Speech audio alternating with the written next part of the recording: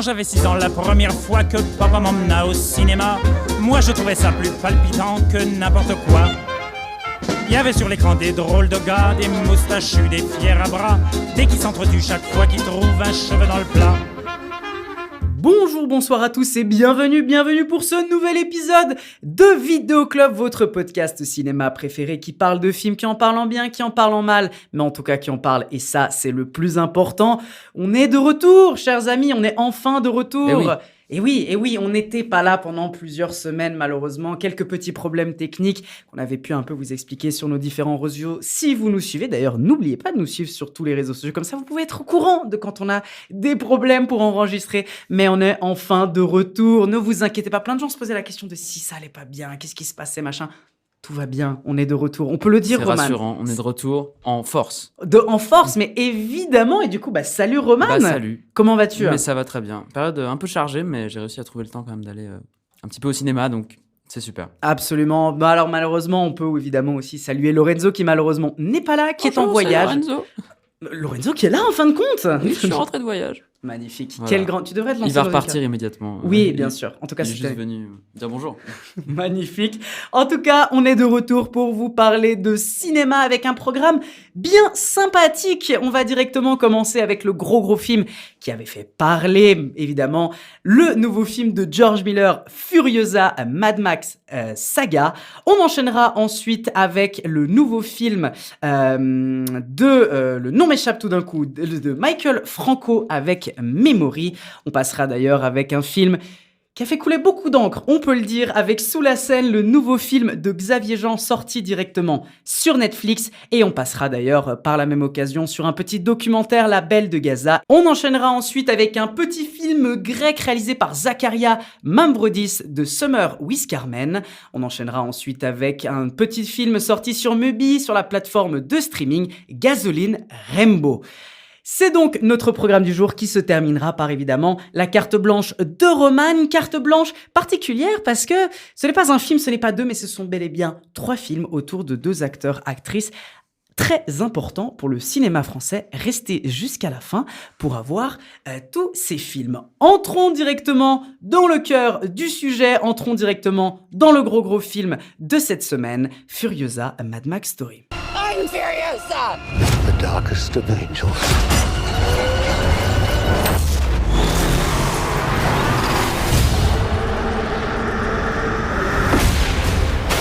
The question is, do you have it in you to make it epic?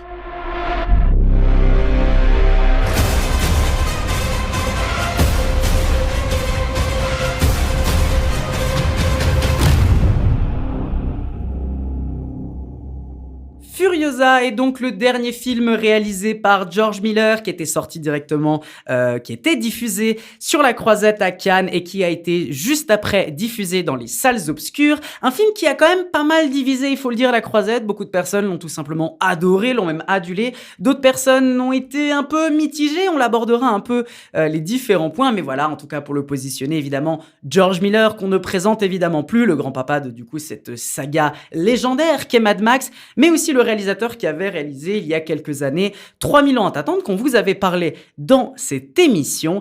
Bref, il revient en reprenant cette saga après évidemment Fury Road qui avait été un pur carton, il faut le dire. Et il continue cette saga en reprenant du coup l'histoire de la jeune Furiosa arrachée de la terre verte des Vuvalinines et tombe entre les mains d'une grande horde de motards dirigée par le seigneur de la guerre Dementus. En parcourant le Westland, il tombe sur la citadelle présidée par l'immortal Joe. Alors que les 2 tyrans se font la guerre pour la domination, Furiosa doit survivre à de nombreuses épreuves pour trouver le moyen de rentrer chez elle. On retrouve dans le casting, donc évidemment Furiosa interprétée par Anya Taylor-Joy et le grand méchant entre guillemets du film, ou en tout cas l'un des méchants du film, est interprété par Chris Hemsworth. J'ai pu voir le long métrage, un long métrage qui est quand même important qu'on puisse en parler, même s'il est sorti il y a déjà quelques semaines, mais on se disait que c'est quand même important de prendre le moment pour traiter de cette question. Qu'est-ce que j'en ai pensé ? Encore une fois, le film a pas mal divisé, mais, je pense, en tout cas personnellement, je me situe clairement dans les gens qui ont beaucoup aimé Furiosa. Tout simplement parce que On retrouve, alors encore une fois, George Miller avait fait Fury Road et beaucoup de personnes s'attendaient à retrouver un espèce de Fury Road bis. C'est pas tout à fait le cas, mais on reste encore une fois dans un film tout simple. Enfin, c'est un vrai film d'action tout simplement explosif. Vraiment, je pense que le terme explosif est pas mal utilisé dans ce cas-là. On est vraiment sur un film qui t'en met plein les mirettes visuellement à plein d'aspects. C'est un vrai film d'action qui va utiliser les flammes, qui va utiliser les explosions, qui va t'en mettre plein la vue avec une vraie mise en scène, avec une vraie vision de réalisateur qu'est George Miller. C'est assez dingue de se rendre compte que ce gars a plus de 80 ans et pourtant le mec arrive à mettre à mal, en termes de cinéma, la grande majorité des réalisateurs, réalisatrices de films d'action qu'on peut trouver. Et ça, c'est absolument dingue la manière dont il arrive à filmer. Et c'est une mise en scène complètement folle. Pour un projet de cette ampleur, à son âge, réussir à continuer d'avoir cette espèce de mise en scène, mais juste dingue, de folie. Je pense que c'est vraiment le terme qui pourrait bien représenter la mise en scène dans ce film. C'est une espèce de folie qui se dégage du long métrage.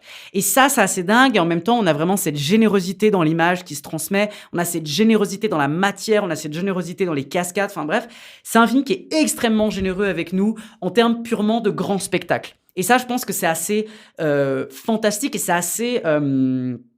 assez clairement jouissif. Voilà, je pense que c'est un film qui est jouissif. Je pense encore une fois, il y a plein d'images que vous avez pu voir sur les différentes bandes annonces, etc. Mais je sais que moi, je vais revoir le film et en revoyant le film, tu vas reprendre du kiff en pleine poire. Et ça, c'est le premier truc qui, pour moi, est le grand point fort du film. Ensuite, j'ai vu beaucoup de gens, il y a pas mal ce débat sur la question du casting avec notamment Anna Taylor-Joy. Moi, je la trouve très forte dans ce long métrage. Voilà, elle parle évidemment pas beaucoup, elle a pas énormément de tirades, elle a pas beaucoup de dialogue, mais je trouve qu'elle incarne vachement bien ce personnage de Furiosa. Elle reprend ce rôle qui avait été tenu par une autre actrice justement dans Fury Road et je trouve qu'elle incarne vachement bien ce personnage. Je trouve qu'il y a une vraie évolution du personnage et même les différentes actrices qui jouent justement le Furiosa, ça marche super bien. Et d'ailleurs, j'ai aussi envie de parler de Chris Hemsworth qui a fait pas mal débat. Je sais qu'il y a beaucoup de gens qui le trouvent dans ce rôle très caricatural, très médiocre, too much, on va dire. Mais j'avoue que je me situe pas vraiment dans ce camp-là. En fait, j'aime bien le personnage de Chris Hemsworth. J'aime bien en fait ce personnage du méchant qui est vraiment un peu lamentable, minable en fait, on va pouvoir dire, mais qui tellement qu'il est bête, tellement qu'il est lamentable, tellement qu'il c'est un peu un moi-je, qui a un peu un imbu de lui-même absolument dingue, et ben il devient dangereux parce que le mec est complètement bête et complètement fou. Et ça, je trouve que c'est intéressant et je trouve que Chris Hemsworth arrive à jouer un jeu qui permet d'incarner ce personnage qui est assez intéressant, d'où le fait que je trouve le casting de Chris Hemsworth assez intelligent pour ce rôle-là spécifiquement, et son évolution dans le long métrage, notamment vers la finalité du récit, où on arrive à avoir un personnage qui tout simplement devient désespéré, et c'est dans ce désespoir de ce personnage qui va le pousser à faire des bêtises et qui va le pousser à être encore plus méchant et qui va même le pousser à être, on va dire, le plus dangereux. Maintenant, on va un peu aborder la vraie question un peu du film, c'est que pourquoi ce film, à mon sens, a divisé ? Je pense que le film a divisé parce que le film est surprenant. En fait, je ne m'attendais vraiment pas à ça quand j'ai été voir le long métrage, parce qu'en fait, il va à contre-courant de Fury Road sur plein d'aspects. Notamment, par exemple, sur la question du travail du numérique. C'est un film, Furiosa, avec énormément de travail numérique à l'image. Il y a encore cet impact-là et cette volonté de filmer des images dans des terrains réels, etc. Mais il y a un grand traitement numérique de l'image qui est assez important et qui était un peu l'inverse dans Fury Road. On y reviendra un peu après, mais il y a véritablement ce travail du numérique qui est beaucoup plus important, qui rend une imagerie très particulière, pas fausse à proprement parler, mais qui rajoute une espèce de filtre un peu particulier. On a l'univers qui est beaucoup plus approfondi, avec en plus de ça une complexité de l'intrigue qui est énorme, c'est-à-dire on a beaucoup plus complexifié l'intrigue, et on essaye d'enrichir un maximum l'univers, le lore de cet univers qui est l'univers de Mad Max, donc de la saga Mad Max. Et en fait, je pense que ça peut être des choix qui sont discutables et qui surtout peuvent être des choix qui peuvent décontenancer beaucoup de personnes. Car justement, ça va à contre-courant de Fury Road qui justement avait un travail du numérique qui était très moindre, qui avait ce côté, on va dire, presque un peu plus matériel, un peu plus violent, je pense, dans l'image. Il y avait cette sursimplification de la trame narrative, mais qui permettait de laisser un maximum la place à l'explosivité de l'image, à un montage qui était juste extraordinaire, si je me rappelle bien d'ailleurs.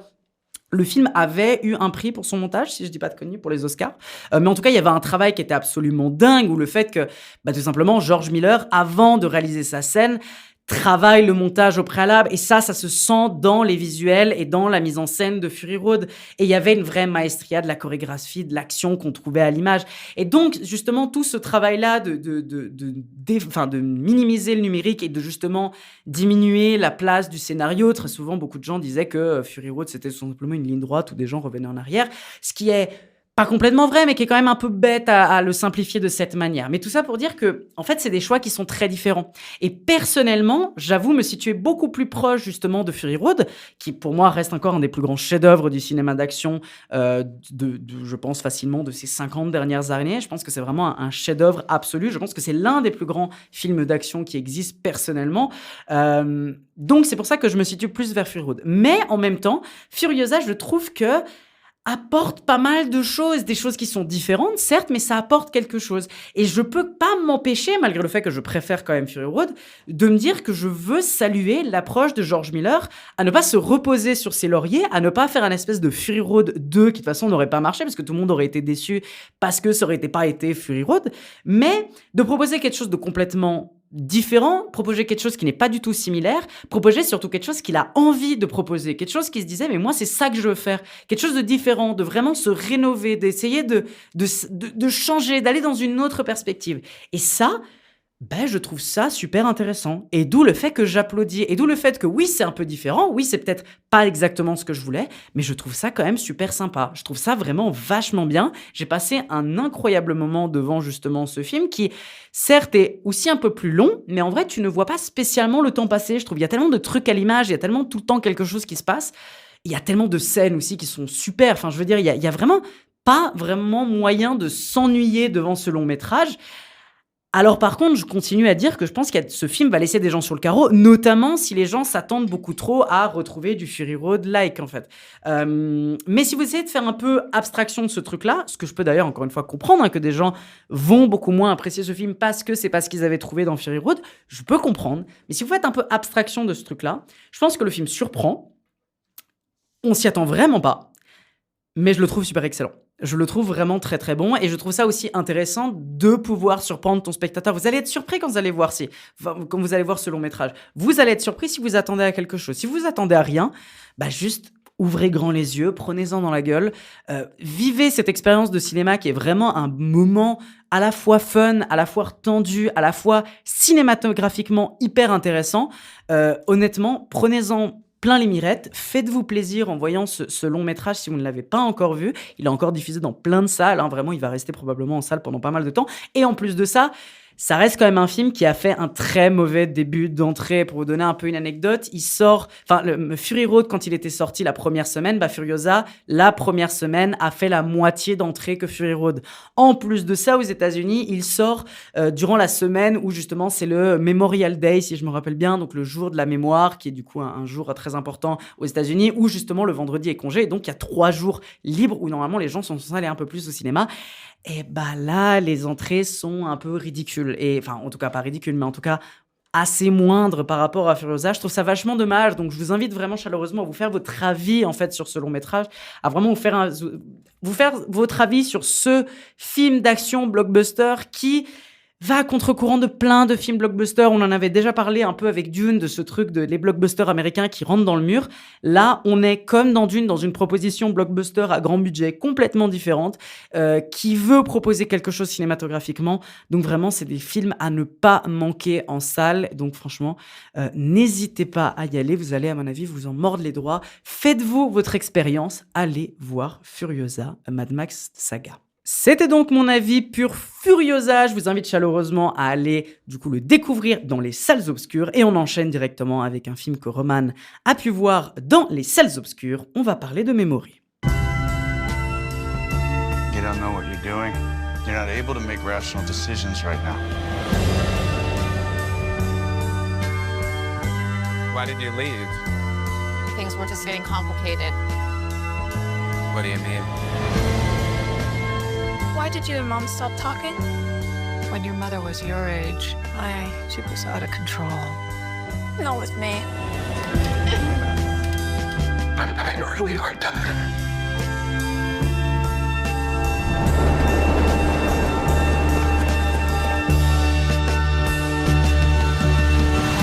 Memory est donc le dernier film de Michel Franco, qui du coup a réalisé. Je sais pas si tu avais déjà vu un peu la Non, pas du carrière tout. un J'ai peu avant. vu aucun film de. C'est Michel ce Franco. premier long métrage que tu as vu. Je sais que c'est un peu un réalisateur quand même qui a pas mal déjà de films à son actif, si je me rappelle bien. C'est notamment un gars qui avait, il me semble, réalisé Sundown, qui avait réalisé pas mal de ce genre de choses assez récemment. Mais il revient du coup avec ce film avec le synopsis. Sylvia est une assistante sociale qui mène une vie simple et structurée. Cette vie est bouleversée lorsque Saul la suit chez elle après leur réunion d'anciens élèves. Leur rencontre surprise aura un impact profond sur eux deux. Le film est porté par Jessica Chastain et Peter Sarsgaard. Si Je crois que c'est ça. je pense que c'est ça. Nom un peu compliqué à prononcer.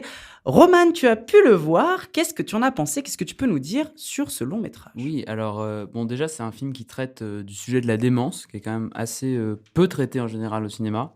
Donc ça, c'est déjà quand même un point positif de traiter ce sujet-là, et surtout de le traiter plutôt bien, en fait. C'est dans la construction des personnages, dans les relations, dans la façon dont c'est montré. Il n'y a pas du tout... c'est un regard très bon, je pense, enfin, à mon avis, sur la maladie. Moi, je vais peut-être un peu aller dans l'ordre de ce que j'ai apprécié ou pas. C'est un film qui est tourné, disons, de façon très observatrice, très lointaine en termes de caméra. C'est souvent des plans assez larges, avec juste deux personnages au milieu qui parlent, par exemple, pendant assez longtemps. Donc, il y a quand même il y a une certaine lenteur, un rythme un peu posé au film, je dirais. Et donc, c'est d'un côté un point positif, parce qu'il y a des très belles compositions de plans, des façons de gérer l'espace qui sont vraiment réussies. Je pense à une scène où Jessica Chastain en fait, arrive chez sa sœur, je crois. Et il y a en gros sa fille, il y a quasiment toute la famille, il y a genre 6-7 personnages. Et c'est filmé du coup de assez loin, enfin depuis le salon, mais voilà. Et les 7 personnages, disons, enfin quand même pas mal de gens, s'organisent un peu, la façon dont ils s'organisent dans l'espace. Donc ils s'organisent autour d'elle, en fait, c'est un moment assez intense pour elle. Il y a un espèce de breakdown émotionnel à ce moment-là. Et en fait, j'ai trouvé, ça m'a marqué, non seulement pour le fond, mais sur la forme, ça faisait presque comme un tableau, quoi. Il y avait ce côté avec des plans de personnages, en fait, au premier plan, à l'arrière-plan, etc. Voilà, ça, j'ai trouvé quand même les compositions de plans, c'était quelque chose de marquant. Après, le problème, c'est que ça reste tout le long un peu le même rythme, la même longueur de scène. En fait, c'est un peu des scènes qui s'enchaînent comme ça, de façon très presque mécanique, et du coup, l'intensité décolle pas vraiment, quoi. Disons qu'on reste sur un truc un peu plat, ce qui est dommage, parce que le sujet, la démence et des affaires d'abus sexuels aussi, c'est un peu les deux grands thèmes du film, mérite, je pense, un peu plus d'intensité. Pas forcément, ça veut pas dire forcément aller vite avec la caméra, mais disons d'avoir tout le long des plans très posés comme ça. Peut-être qu'au bout d'un moment, en fait, ça dessert plus que ça sert vraiment le film. Après, alors justement sur l'interprétation, ça c'est quand même le gros point fort, Jessica Chastain et Peter Sarsgaard, tout simplement, qui sont vraiment, je crois d'ailleurs, Peter Sarsgaard a eu le prix à Venise pour à la coupe Volpi du meilleur acteur, donc c'est mérité. Clairement, ça porte vraiment le film, et aussi les autres personnages, la fille notamment de Jessica Chastain dans le film, qui est aussi assez excellente. Enfin, il y a des bons personnages, des bons acteurs, et en fait une bonne construction des personnages, justement sur la façon dont on voit qu'ils gèrent leur trauma plus ou moins bien, de la façon dont les relations, par exemple, du frère de Peter Sarsgaard, donc du frère de la personne démente dans le film, de voilà leur relation où lui il a un côté très protecteur en fait de son frère, ce qui est un peu normal parce que c'est quelqu'un qui peut se perdre à tout moment et qui peut complètement partir en vrille, enfin juste se perdre dans la ville et plus savoir où il est, et voilà. Donc des relations, des questions de relations familiales assez bien gérées, j'ai trouvé. Après, ce qui est dommage, c'est qu'on reste un peu quand même en surface, c'est-à-dire justement sur ce côté la démence qui est en fait qui est un peu là, mais qui n'impacte pas tellement plus que ça l'histoire ou même le fond. Et en fait, le fond, c'est un peu ce qui manque, j'ai trouvé quand même au final, c'est que même s'il y a des thèmes qui sont présents, ça manque un peu de liant entre tous. Voilà, il y a ce côté-là. Mais c'est des thèmes, le thème de la mémoire, de la démence, des abus sexuels aussi. Enfin, c'est des thèmes qui sont importants et intéressants. Maintenant, voilà, je trouve que ça aurait pu être un peu plus en profondeur, ça aurait pu aller un peu plus loin. Je sais pas exactement. Que dire d'autre sinon que oui, il y a quand même un côté des scènes assez intenses de drame. Je pense à la scène que j'ai citée, justement avec cette crise émotionnelle assez forte et des scènes où en fait Jessica Chastain du coup confronte un peu ce personnage de Peter Sarsgaard qu'elle a retrouvé après des années. En fait, ils étaient dans le même collège ensemble. Lui, il s'en souvient pas du tout et elle a un trauma lié à ce que lui a fait ou ce que lui aurait fait. Et en fait, voilà, il y a des moments comme ça qui culminent en termes de tension. Et là où on est dedans, malgré le fait que ce soit des plans très observateurs, très lointains, ça marche. Et il y a des moments où ça marche pas parce que justement, en fait, peut-être il aurait dû choisir un autre type de plan ou un autre type de réalisation à certains moments, mais peut-être voilà, pas rester sur le même plan, littéralement. Parce que tu dis que tout le c'est long. peut-être une mise en scène qui est trop intrusive sur plusieurs... Non, justement pas. Justement, c'est très, elle est très trop lointain. éloignée. C'est très fixe. Hein. Il y a assez peu de mouvements. Même, c'est beaucoup un film d'appartement, de maison. Enfin, voilà. Même s'il y a quand même des scènes, pas mal de scènes à l'extérieur, mais disons, le gros se passe quand même dans des lieux clos. Et je sais pas, des fois ça marche. Des fois tu le remarques et tu dis, ah ouais, là, très beau plan, très belle composition. Qu'est-ce que ça dit de voir ces personnages un peu écrasés par leur environnement? Ce qui peut un peu, du coup, voilà, faire écho au thème de la démence, de la personne qui est perdue dans son espace et qui s'en sort pas. Et il y a des moments où ça tombe un peu à plat, justement, parce que tu as envie d'un peu plus d'intensité. Et voilà, mais je pense que c'est un équilibre aussi qui est compliqué à gérer. Et, enfin, je n'en veux pas à Michel Franco, hein, si tu nous écoutes, pas de souci. Mais Michel, bisous. voilà, le fameux. Mais quand même, pour moi, ça reste un film intéressant.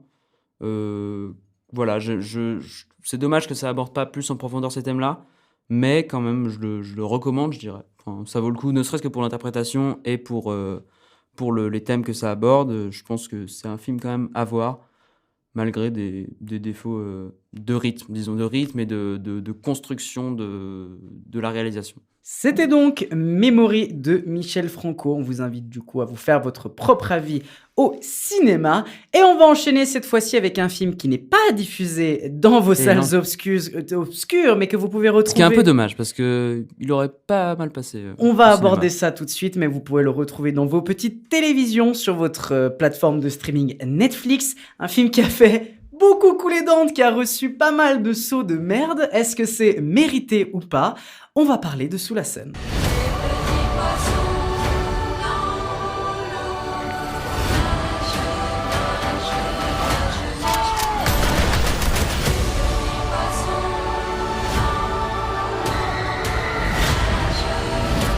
Paris est et sera toujours une fête, une immense fête.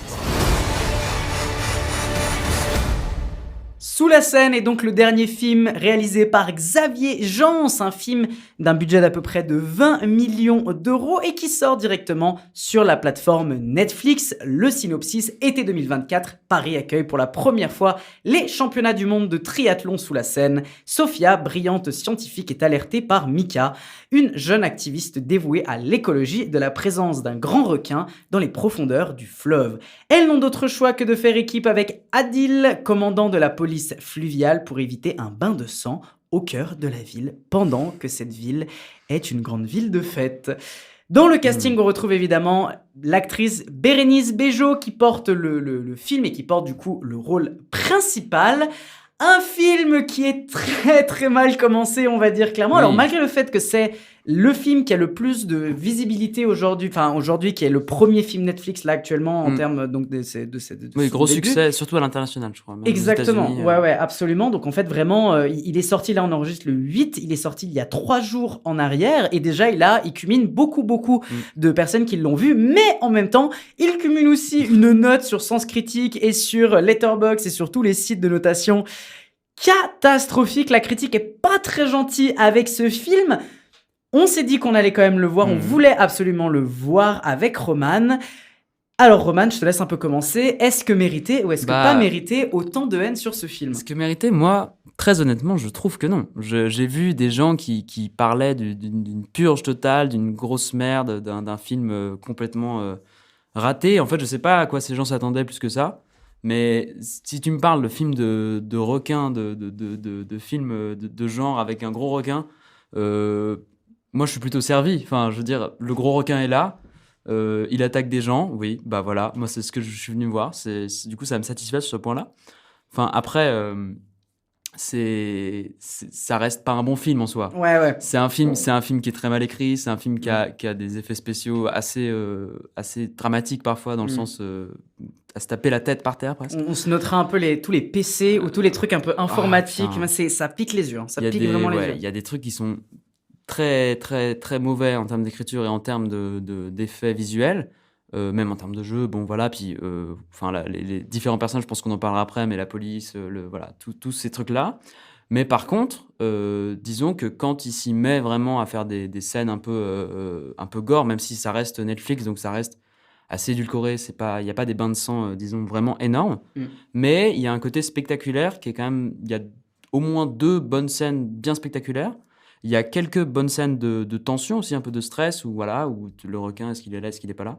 C'est un peu la grosse question. Et ces scènes-là, franchement, elles fonctionnent, quoi. Je veux dire, faut pas, c'est évidemment pas c'est pas les Dents de la Mer, quoi. Enfin, c'est pas un chef-d'œuvre. Et même si on prend des trucs plus récents, je pensais à Vermine tout à l'heure, parce qu'il y a un peu la même mécanique, et c'est aussi des animaux, des petits trucs qui envahissent et qui tuent des gens. C'est évidemment pas le même niveau en termes de stress, en termes de réalisation, en termes de tension générale. On est quand même bien en deçà. Mais il m'a donné ce que je suis venu voir, c'est-à-dire un gros T'en as eu requin. pour ton argent, j'ai envie de Bah dire. ouais, non mais je sais pas. Je sais pas pourquoi. Enfin, je me dis évidemment que c'est pas un bon film, mais pour autant lui lancer des sauts de merde et lui cracher dessus à ce point-là. Si tu t'attends à un film avec un requin qui attaque des gens, t'as un film avec un requin qui attaque des gens. Et voilà, il faut pas demander plus. Moi, j'ai trouvé ça. Après, est-ce que c'est parce que c'est un film Netflix qu'il est très attaqué, ou est-ce que c'est parce que les Français n'aiment pas les films de genre sur les requins? Je sais pas. Mais quand même, voilà. Moi, je n'ai pas passé un mauvais moment. Peut-être un peu long par moment. Enfin, disons qu'entre les scènes un peu gore et un peu de tension. Ouais. En C'est un peu fait, plat. c'est l'écriture qui pêche, quoi. Ouais. C'est les dialogues de merde, c'est les situations complètement improbables avec la police qui aide des SDF. Enfin, Ouais, alors ça, un on peu de va vraiment réalisme. l'aborder après ce truc-là. Vraiment. mais voilà, c'est pas si pire, quoi. C'est franchement pas si pire. Ouais, mais je vois ce que tu veux dire. Je pense qu'on arrivera un peu à la fin de ce truc-là. On discutera un peu de la raison pour laquelle le film. On peut essayer de trouver des pistes un peu pourquoi le film ait autant été détesté. Je suis à peu près d'accord avec toi sur pas mal de trucs. Alors, en gros, déjà juste pour le positionner sur un truc. Le film est réalisé par Xavier Jean. C'est Xavier Jean, je pense que ça peut être intéressant de juste recontextualiser qui est le bonhomme et quelle est son importance en fait et pourquoi ce projet a autant été mis en avant. Il faut comprendre qu'en fait Xavier Jean, c'est un réalisateur français qui est très important dans le cinéma français et notamment dans le cinéma de genre français. Parce qu'il fait partie des réalisateurs qui ont lancé cette vague au début des années 2000 des French Frayeurs. Les French Frayeurs, c'est un petit courant qui a duré pas très longtemps, mais qui est un peu plusieurs réalisateurs, notamment on parle d'Alexandre Aja, on va parler de plusieurs films en fait. On peut parler de Haute Tension du coup d'Alexandre Aja, on peut parler de Martyr, on peut parler de Hill, on peut parler notamment le film de Xavier Jean que là je vais vite fait citer, à savoir Frontières. Et en fait Xavier Jean, c'est un mec du coup qui a lancé ce truc-là et ce courant, avec d'autres gens, mais qui est un peu un courant qui veut mettre en avant le cinéma de genre français, qui veut faire des films d'une radicalité extrême et surtout qui met en avant une violence à l'état brut la plus extrême possible. Si vous regardez Martyr, vous allez tout de suite comprendre pourquoi on parle d'une violence extrême. Et surtout, si vous regardez le film Frontières, qui est du coup son premier film qu'il a réalisé et qui est assez intéressant parce que j'aimerais un peu qu'on le réévalue un peu ce film-là parce que à l'époque, quand je l'avais vu, déjà pour vous donner un peu une idée de ce film a été classifié 16 ans et plus pour la classification française, donc le CNC,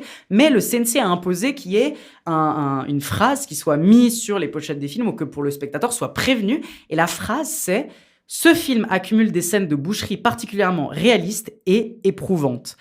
Et ce truc, je vous invite à regarder d'ailleurs l'affiche du film Frontières. Il y a certaines limites qu'on ne peut pas franchir, comme dit la bande-annonce, qui juste en fait a fait une pub incroyable à ce film. Et du coup, ce film a une certaine popularité, même s'il est noté plutôt moyennement, moi je me rappelle que quand j'avais vu le film, je l'ai trouvé plutôt moyen, mais avec du recul, ça reste un film qui m'a donné la nausée. Rares sont les films qui m'ont vraiment donné un effet physique autant violent. Frontière, pendant plusieurs jours, je me sentais pas bien en repensant au film. Vraiment, j'étais mal à l'aise parce qu'en effet, quand on parle de violence dans ce film, il y a de la violence dans ce film, il y a de la cruauté, c'est vraiment d'une dureté assez dingue. Et en effet, ça marche. Et d'où le fait que je réhabiliterais un petit peu Frontière, dans le sens que c'est peut-être pas un grand film, c'est peut-être même pas un bon film, mais c'est un film assez intéressant et je suis pas encore complètement positionné. D'où le fait que je trouve du coup le film intéressant et je vous invite à vous y intéresser. Mais pour dire que Xavier Jean, c'est un réalisateur qui est très intéressant, même avec son parcours qu'il a pu avoir aux États-Unis, comment il a pu se faire avoir en travaillant sur des projets comme Hitman ou d'autres. Donc c'est un réalisateur qui est très particulier et donc c'est quand même un réalisateur qui est important dans le cinéma de genre français. Même si moi, personnellement, je suis pas un très grand fan de son cinéma, justement parce que il y a des problèmes inhérents à son cinéma, et comme tu l'avais abordé, la question de l'écriture notamment. Et du fait que c'est aussi un réalisateur qui est très grossier, en fait, qui arrive avec ses grands sabots.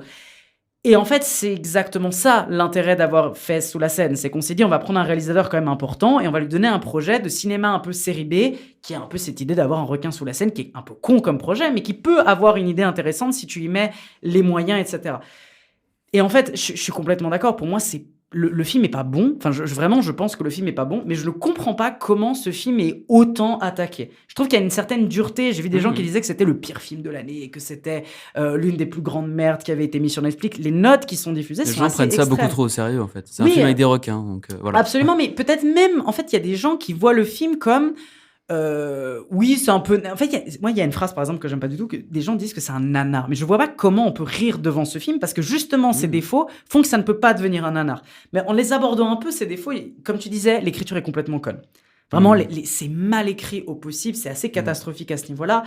Pareil sur la question du message, parce que le film veut avoir un vrai message politique sur la question de l'écologie. On sait qu'en plus, Xavier Jean, c'est quand même un mec qui est très engagé sur la question de Sea Shepherd, qui a un grand soutien à l'association Sea Shepherd, l'organisation. Mais le truc arrive avec des forceps. Il essaie de t'imposer un espèce de message pseudo-écolo sur la pollution. Enfin, c'est assez... un peu une bête, quoi. Assez bête, mais vraiment à tous les niveaux. On comprend pas très bien je pense pas vraiment qu'il y a une morale ou un message, mais c'est pas clair. Moi, je le vois comme vraiment un message de dire arrêtez de polluer, sinon vous allez détruire le monde. Quoi. Vous allez détruire nos écosystèmes, mais parce que t'as ce truc en même temps de dire attends, toi tu veux prôner la question de l'écologie, mais en même temps t'es un peu en train de prôner la disparition de massacrer des animaux. Enfin, il y a un truc un peu bizarre. Le truc fonctionne pas du tout. Oui, parce qu'en fait, il y a même dans la réalisation un côté quand même glorifiant la police et le côté on tire sur des requins. On parlait notamment de cette scène des SDF.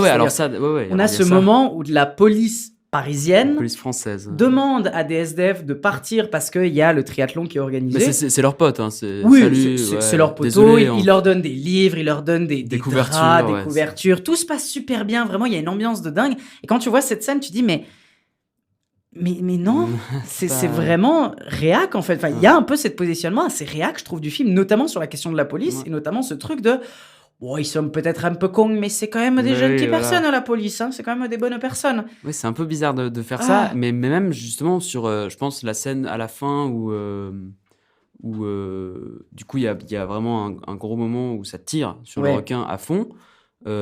C'est même si alors les deux personnages justement Bérénice Bejo et l'autre qui joue l'autre flic un peu personnage principal sont disons non faut arrêter de tirer machin sans entrer vraiment dans les détails parce que c'est quand même une scène assez importante. Non oui d'accord, mais je veux dire en fait c'est filmé d'une façon quand même ça on a envie que le requin crève quoi. En fait on a envie qu'il leur tire dessus et du coup c'est bizarre cette espèce d'ambivalence où d'un côté il met en scène des personnages écolos de cette association machin. Mais de l'autre côté, il va glorifier ce que fait la police en tirant, juste en utilisant la violence, sans essayer de résoudre le problème plus que ça. Ouais. Je sais pas, on sait vraiment pas où il veut se positionner. En fait, c'est intéressant parce que c'est quand même un truc qui est un peu la base de justement ce qu'on appelle la shark exploitation. Donc en fait, tout ce truc-là, des Dents de la Mer, qui après a découlé aussi sur Piranha, enfin tous ces films-là qui ont repris cette espèce de l'horreur avec des bibules. Tu vois, genre l'horreur sous l'eau qui te fait peur, machin. Il y a toujours eu un peu ce truc de, à la fois, le monstre est un monstre hyper violent, mais en même temps, le monstre est une représentation de quelque chose et que donc t'as de la sympathie ou de l'amitié pour se dire c'est pas vraiment de sa faute, ça reste un animal. Bah, il y a beaucoup ça au début, en fait. Oui. Au tout début, c'est genre: «Ah, bah, elle est perdue, il faut l'aider, elle va Et mourir», tu lis aussi, encore une fois, sur la question de l'écologie. Ouais, Tu ouais. dis pourquoi ce requin se retrouve dans la Seine, c'est parce que l'écologie et parce qu'on réchauffement climatique et parce que plastique, machin. Mais encore une fois, tellement ambivalente, Le message tellement pas se clair. perd après, une moitié de film, ça perd Absolument. complètement. Absolument. Et de rendre en fait ce truc-là d'une violence, enfin, de rendre un peu ce truc-là, de dire mais qu'est-ce que tu défends en fait? C'est quoi pour toi la solution que tu pourrais arriver? En plus de ça, on abordera un peu plus la question de la fin après, mais ce que je vois un peu dans le film, c'est vraiment ces trucs-là grossiers. C'est-à-dire, tu parlais de l'image de la police, mais il y a ce truc, moi j'ai pété un câble sur la question de la photo. Je sais pas si tu te rappelles la photo avec l'armée, où le mec à un moment Ah donné ouais, réfléchit. ouais, non, mais là, ça c'est va. une lourdeur Stop. pas Ouais. possible. Non, mais c'est L'espèce de l'écriture, quoi. caricature des politiciens qui, en gros, littéralement, on a la maire de Paris qui est du coup une analogie entre Pécresse et Hidalgo, mais qui, ok, peut être un peu marrant par passage, mais vraiment qui est assez lourd, qui est vraiment genre pas du tout subtil. Il y a aucune finesse dans l'écriture, dans les dialogues et tout, c'est Mais cata, oui, quoi. et puis il y a plein de trucs où il faut vraiment les bouffer. Enfin, je veux dire, il y a plein de moments où tu dois juste accepter ce que tu vois à l'écran et pas te poser des questions. Et ça, c'est un problème d'écriture. Pareil, on disait les effets numériques. Il y a vraiment des effets qui sont d'une molle. Enfin, c'est Ah ouais, pas ouais. beau du tout. On dirait que c'est un peu un film, presque un film de boomer par moment, en fait. Je vois vraiment un film de boomer par moment, un film qui est très déconnecté. Même là, comment sont filmés et comment sont dépeints un peu ces pseudo-activistes écolos où tu comprends pas du tout leurs revendications, tu vois pas du tout ce que c'est leur but. Et le seul intérêt, c'est de dire Juste, elle non, on tape aime vite les sur son animaux. clavier, quoi. Ça, Oui. c'est vraiment, c'est tellement Et un ça truc fait un peu blip-bloup. vieux. Genre, Ça fait blip. plop, Mais oui, oh, ça waouh. fait blip-bloup. Elle est Et trop il y a intelligente. plein de trucs à l'écran. Ouais. Tu sais, genre, la balise a été déconnectée. Et t'as vraiment un dessin d'une balise avec un requin qui est pas content. Tu fais, mais gars, qui fait ça, quoi? Mais Ouais. qui fait ça? Donc, il y Ils a ont un passé côté- beaucoup de temps à programmer pour que ce soit hyper joli, les Mais activistes. Ils ont mis absolument. beaucoup de temps à programmer pour que ce Mais soit bien un peu sûr, cool. il faut passer 8 heures pour qu'à l'image, ça rende Ça bien, rend quoi. bien, bah ouais, c'est ça. Mais ça permet aussi de faire une transition, ce truc-là de rendre bien, c'est que malgré tous ses défauts, il y a quand même des qualités. Parce Voilà. que malgré Xavier Gence, malgré le fait que tu lui enlèves toute la question du scénario, de l'intelligence de sa scénaration, etc., c'est un mec qui sait faire des belles images. Et je trouve qu'il y a des moments où tu as vraiment des belles images. Je veux dire, la manière, même tous les plans qui sont filmés sous l'eau, Ouais. ou même pas en termes de réalisation, en vrai, mais même pas en termes de mise en scène. Juste, si tu prends des photos, vraiment sur la question de l'image en telle qu'elle, je trouve que c'est plutôt joli. Je Non, trouve qu'il y a non, une mais bonne lumière, les je eaux trouve qu'il y a des troubles bonnes dans la couleurs. scène et tout, la pollution et tout, Absolument. ça rend bien, quoi. Ou même le truc, tu sais, justement, l'île en plastique qu'il y a au début, Ouais, ouais. moi je la trouve super. Et en fait, ça me permet même d'enchaîner en disant qu'en effet, il y a des scènes et des moments qui marchent super bien, quand justement il y a un peu plus cette violence décomplexée qui se libère, que ça soit au début, que ça soit. Et là, par contre, cette scène est absolument dingue. Et c'est pour ça que Ouais. j'arrive pas à comprendre comment on peut considérer que le film est aussi mauvais Oui, s'il y a juste il y a clairement une pas scène. tout qui est à jeter, quoi. Ouais, mais il y a surtout une scène que je trouve juste extraordinaire, c'est la scène de la catacombe. Ouais. Les scènes des catacombes est filmée d'une manière incroyable. C'est d'une violence absolument pure. Ouais, ouais. Alors bon, c'est un peu, voilà, c'est un C'est peu pas nuancé. gore, mais il y a une certaine Ouais, radicalité. mais il y a quand même un truc que j'aime bien, tu vois, ce côté où justement, pour vous, alors sans entrer dans le spoil, mais pour vous dire, on est dans une pièce assez fermée Ouais. où il y a de l'eau tout autour. Voilà. Et Il y a, en fait, c'est un cercle, une pièce en cercle avec un petit rebord, Voilà. un tout petit rebord pour se mettre, mais vraiment 1 mètre, quoi. exactement. Et il y a plein de Et il y gens a en fait. 50 personnes. quoi, Et c'est le ça. problème, c'est le mouvement de foule. Et le Mhm. mouvement de foule fait que, normalement, il devrait pas y avoir de danger. Il suffit juste de marcher, tu t'en sors très bien. Mais vu qu'il y a un mouvement de foule et que le requin est au milieu, il y a même 2 requins d'une certaine manière, Ouais. et ben en fait, ça pousse les gens à se déplacer et à pousser d'autres personnes qui vont tomber dans l'eau, qui vont devoir être sauvées. Mais si tu sauves l'autre personne, tu tombes aussi à l'eau. Et les personnages qui sont sauvés se font couper les jambes. Et en fait, c'est ça aussi que je trouve intéressant, c'est des fois, ça t'est pas filmé comme un énorme truc en gros plan. Des fois, tu vois un bras enlevé, tu vois une jambe qui est partie. Oui, ça va très vite, quoi. Mais ça va très vite et ça te met une situation de chaos. Je pense notamment au moment où ils arrivent justement dans ce petit tunnel, où ils essayent de sortir, où t'as des gens qui vont disparaître avec ce sang, avec cette image, avec cette lumière, avec... Oui, une bonne gestion de l'espace, quoi. Mais oui, il y a c'est un bien côté trouvé, oppressant, ce le truc-là. mouvement de la caméra au début qui est en hauteur, puis d'un coup plonge dans Ouais. l'eau pour remonter. Enfin, c'est vraiment une scène, enfin c'est vraiment une scène que je trouve incroyablement Mais justement, jouissive. Jouissive. J'avais la bouche grande ouverte, moi, personnellement. J'étais assez stupéfait Ouais. du truc de « Ouah, ça, c'est ce que je veux. Mais ça, c'est ce que je c'est veux. un truc justement qui est quand même, je trouve, une qualité du film, c'est que, alors, l'écriture, enfin, en termes de construction de l'histoire, c'est ultra classique. Genre, il y a vraiment toutes les scènes. Bah, du coup, ça commence par un truc un peu, un flashback, et après, ça fait Ouais. 3 ans plus tard.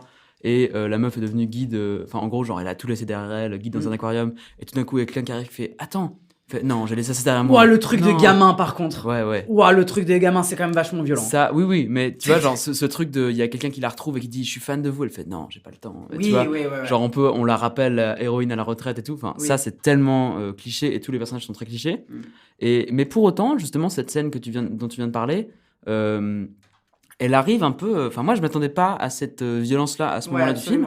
Je m'attendais pas à quel personnage va y passer ou pas. Enfin, je trouve qu'il y a quand même une certaine originalité qui m'a du coup surpris parce que tout le reste, t'es là, mais c'est cousu de fil blanc, quoi. Tu sais exactement où ça va aller. Tu comprends très bien. Tu dis bon bah lui c'est mort, lui il va mourir, machin.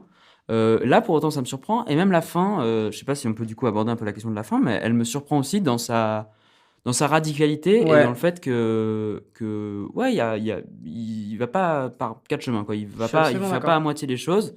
Il y a vraiment une grande, un peu un côté spectaculaire quand même, et qui moi je m'attendais pas à ce point-là, quoi. Et du coup, il y a quand même des surprises dans l'histoire malgré.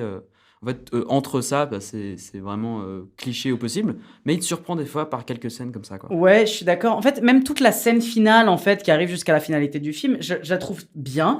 Elle est vraiment abusée. C'est vraiment un peu abusé. C'est un peu grotesque. Mais du coup, je trouve ça. Bah, en fait, oui, mais bon, ça passe. Oui, en fait, c'est grotesque, c'est complètement con, parce que vraiment, c'est complètement con. On va pas spoiler parce que le film en plus c'est sorti il y a récemment, donc si vous voulez le découvrir, découvrez-le. Mais je suis d'accord avec toi, la fin est vraiment surprenante. C'est-à-dire, il y a une décision de prendre cette direction-là, qui du coup a un sens par rapport au message que le film essaye de faire, même si le message est complètement pété, mais ça a un sens.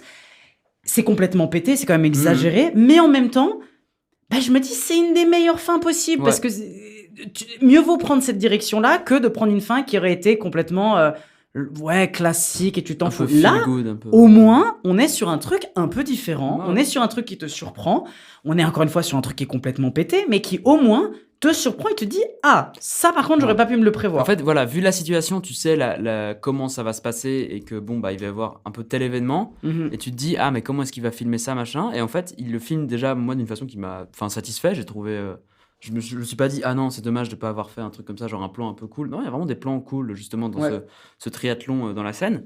Et ouais, en fait, à chaque fois, il va plus loin et il y a des trucs où je m'attendais pas. Enfin, je dis ah ok, encore un cran plus loin. Ah ok. Et je sais pas, je trouve que ça remplit bien sa mission en fait de juste divertissement et de un peu t'en mettre plein les yeux, quoi. Enfin, ça marche, je reste un peu plus nuancé que toi. Je pars vraiment du principe que c'est pas un bon film. Vraiment, je n'aime pas ce film. Mais cette scène particulièrement, quelques scènes qui t'en mettent plein les yeux et que t'es venu pour ça et t'as ça, quoi. Donc, en fait, on est vraiment sur un truc où moi je me retiens surtout 3 scènes en particulier, mais sur ces 3 scènes, en fait, t'as 3 scènes qui sont vraiment intéressantes sur plein de points. Et après, tout le reste, c'est un peu du blabla, c'est la police qui se déplace. Parce qu'il adore filmer les bateaux. Ça, c'est assez dingue, il adore filmer les bateaux en plein milieu de Paris. Et ça, c'est un peu long. Les discussions sont longues, on s'en fout, ça bavarde. Ok.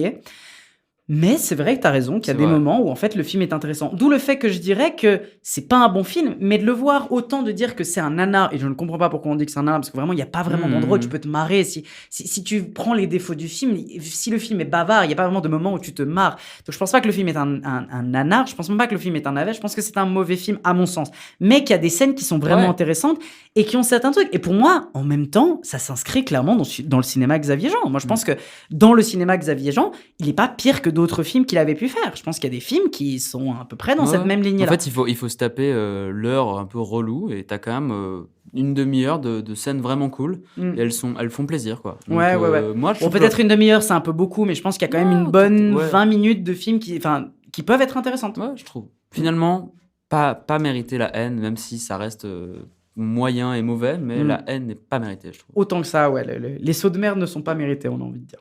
C'était donc notre avis pour Sous la Seine. On a pris du coup une position assez différente de ce que beaucoup d'autres gens ont dit, mais on vous invite quand même à vous faire votre propre avis. Est-ce que vous serez team ce complètement naze, il n'y a rien à regarder, ou est-ce que c'est plutôt moyen et pas très bien, mais quand même il y a des choses à garder? Faites-vous votre propre avis, c'est dispo sur Netflix. On va enchaîner avec le prochain film, et cette fois-ci on va parler d'un documentaire très particulier, un documentaire qui a été diffusé aussi au Festival de Cannes. On va parler de La Belle de Gaza. Tell me, baby, what about my masculinity? What the fuck is wrong with my body? Am I not enough? Or even too much? It would be short-sighted try. Like a powerful human being who faced this place. That I don't care. La Belle de Gaza est donc un documentaire réalisé par Yolan Zoberman qui a pour principe de justement filmer et d'aller s'intéresser aux personnes trans en Israël. Le synopsis qu'on peut trouver est un synopsis assez énigmatique. Elle était une vision fugace dans la nuit. On m'a dit que l'une d'entre elles était venue à pied de Gaza à Tel Aviv. Dans ma tête, je l'ai appelée La Belle de Gaza. Un synopsis qui est très représentatif du film, mais on va l'aborder un peu juste après. J'ai pu voir La Belle de Gaza. Qu'est-ce que j'en ai pensé ? Alors, c'est un peu particulier, parce que si je voudrais être gentil, je dirais que c'est pas vraiment mon type de film. Si je me permettais d'être un peu méchant et de dire assez directement ce que j'ai dans le cœur, je pense que avant de faire un film, il faut savoir tenir une caméra. Voilà, c'est peut-être un peu dur, mais je pense vraiment que le film est pas du tout ce que j'aime, et je pense que le film est vraiment incroyablement mal filmé et moche à plein de niveaux. Je dirais même que c'est un film qui est vomitif. Voilà, je pense que vraiment le film est vomitif. Pourquoi ? Parce que, en fait, tout le film est basé sur des interviews, des discussions avec des personnes trans ou avec des personnes en Israël et donc notamment à Tel Aviv. Le problème étant que on n'a jamais des plans fixes, on n'a jamais des plans où la caméra est posée sur un trépied. Non, on est toujours sur de la caméra épaule. Mais pour vous dire, on ne filme jamais bien les personnes. Enfin, je ne sais pas comment expliquer, mais juste, la caméra va trembler, la caméra va filmer à droite à gauche, la caméra va pas réussir à faire des focus. Les gens vont jamais être complètement filmés, les gens vont jamais être vraiment filmés du visage en entier. Soit les gens sont filmés de trop proche, et du coup tu les vois pas, soit y a plein de moments où c'est flou. On a des moments où juste la caméra n'arrête pas de trembler, et donc quand je parle de vomitif, c'est vraiment... c'est pas agréable à regarder. Je pense que vraiment le film est pas agréable à regarder et pas bon à regarder. T'essayes de suivre une discussion et tu n'es même pas capable de bien voir la personne qui est à l'écran. C'est assez catastrophique, quoi. Vraiment, il y a des moments où c'est catastrophique. Et même, pour le dire assez loin, même la question de la lumière est pas gérée parce qu'il y a des moments où juste le film est sombre. Il y a des moments où on ne voit pas ce qu'on essaye de regarder. Et je pense que quand on est dans un médium où la grande majorité des choses est basée sur le visuel, ne pas voir quelque chose, c'est quand même un peu un problème. D'où le fait que, bon Dieu, qu'est-ce que j'avais envie de donner une steadicam à la réalisatrice qui était dans son film pour dire « Mais prends ce truc, arrête de trembler, essaye de bien filmer ton personnage. » Il y a ce truc-là. Et en fait, ce qui me dérange dans ce film, c'est toute la patte un peu arty qui se trouve dedans. Tu sens qu'en fait, la réalisatrice, le fait de filmer comme ça les personnages, c'est une volonté artistique. Mais j'aime pas cette patte, j'aime pas ce côté un peu on est des artistes, on est en train d'explorer le terrain, j'essaie d'apporter ma vision en tant qu'artiste. Ouah, c'est moche, c'est pas beau, c'est désagréable, c'est horrible, c'est vraiment pas bon du tout, c'est quelque chose que je n'aime pas du tout personnellement. Je pense notamment, il y a plein de scènes, je pense par exemple au plan de fin, par exemple, qui est une espèce de plan avec une route où il n'y a pas de musique, où tout est calme, où il n'y a rien, il n'y a pas de musique, et on a tout d'un coup des visages qui popent un peu en fond. Je trouve ça d'une laideur absolument dingue, quoi. Je trouve ça pas beau du tout. Voilà, le film, pour moi, n'est pas beau. Et en même temps, il y a quand même des plans, quand on sort un peu de ce truc-là, où la caméra n'arrête pas de trembler et juste donne la nausée, quand on sort de ce truc-là, il y a 2 ou 3 plans qui peuvent être intéressants, mais ils restent assez mineurs par rapport à l'ensemble du film. En même temps, moi, ce qui me pose problème, c'est que je trouve qu'il y a de temps en temps une démarche un peu voyeuriste dans justement la manière dont est filmé les personnages. Encore une fois, on parle de personnes qui sont des femmes trans, et une grande partie de ces femmes, je trouve, ont tendance à être pas mal objectifiées, ou en tout cas morcelées dans la manière dont elles sont filmées. Je sais pas si c'est une volonté de la réalisatrice, on y viendra après, notamment sur le fond de ce que le film peut revendiquer ou peut donner. Mais j'ai quand même tendance à trouver qu'il y a une petite posture un peu voyeuriste. Et ça a des fois tendance un peu à me gêner. Pareil aussi, le défaut du film, c'est que il a une grande qualité, qui est le fait d'avoir quand même des témoignages qui sont assez touchants et assez forts. On parle vraiment de vrais vécus de personnes qui obligatoirement te touchent. Voilà, il y a des vécus qui sont forts, il y a des femmes trans qui te racontent des choses absolument dingues qu'elles ont pu vivre en termes de violence. Ça, on est quand même sur un espèce de témoignage intéressant.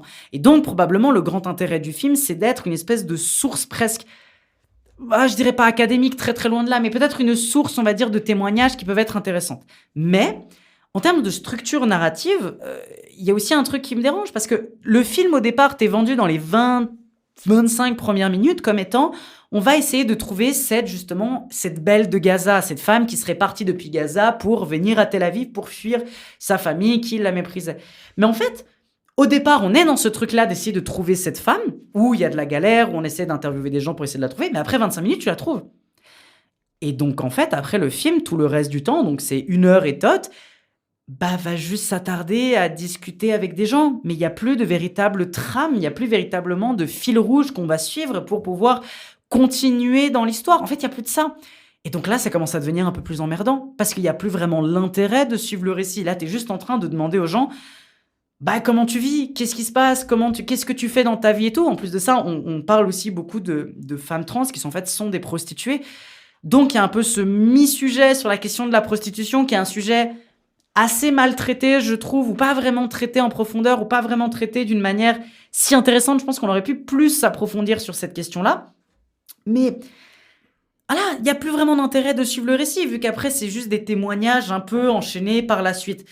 Malgré le fait que ces témoignages peuvent être très intéressants. Et ça me pose un peu des questions sur l'intérêt que le film peut avoir, parce que si visuellement le film n'est pas intéressant, si en termes cinématographiques le film va à l'encontre de ce que moi j'apprécie dans le cinéma et que je trouve qu'il y a vraiment ce côté très, je me la pète, côté très parisiano, bobo, bourgeois, qui vient étudier un terrain qu'il ne connaît à peine avec une espèce de vision qui lui est propre, le film, d'un autre côté, pour moi, peut poser problème politiquement. Alors, je ne vais pas insuffler ça directement à la réalisatrice, je ne vais pas lui donner un procès d'intention, mais je pense que le film peut poser problème politiquement sur plusieurs aspects, parce que le film peut participer d'une certaine manière au rainbow washing qui peut se passer en Israël.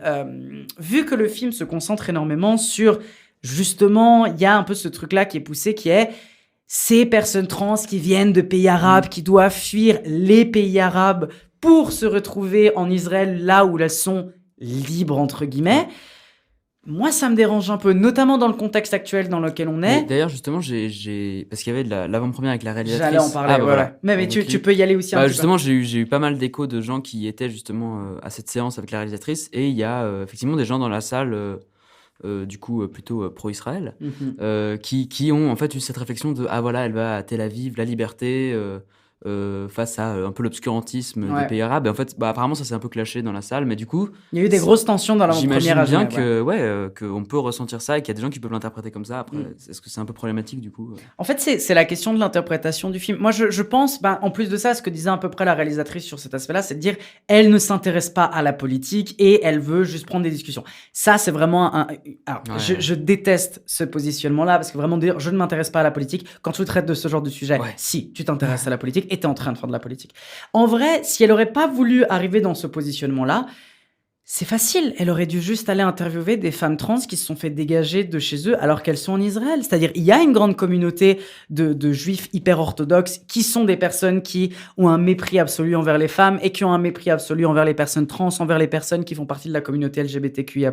Même sans les personnes ultra-orthodoxes, sans les religieux ultra-orthodoxes, on a plein de gens, en fait, qui sont des gens qui ont méprisé leurs enfants, qui sont gays, lesbiennes, etc., des personnes trans. Alors, pourquoi on ne se focalise quasiment exclusivement que sur les femmes arabes qui sont parties pour arriver en Israël et pour dire « Ah, ici, on se sent beaucoup mieux ».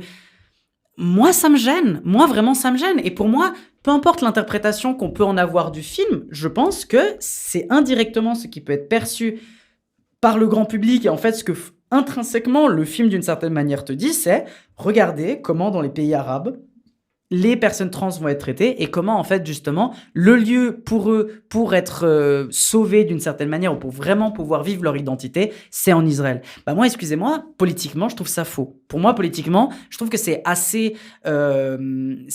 malicieux de dire ça, parce que, factuellement, Israël n'est pas non plus un pays où il fait bon vivre si tu es une personne trans. Non, il y a peut-être 2 ou 3 trucs, mais encore une fois, ça reste un endroit où les droits des personnes LGBT n'est pas complètement respectés. Et encore une fois, il faut aussi le rappeler, c'est un lieu où on le fait, où certains droits pseudo-LGBT sont utilisés à des fins politiques pour cacher des problèmes gouvernementaux et politiques qui existent.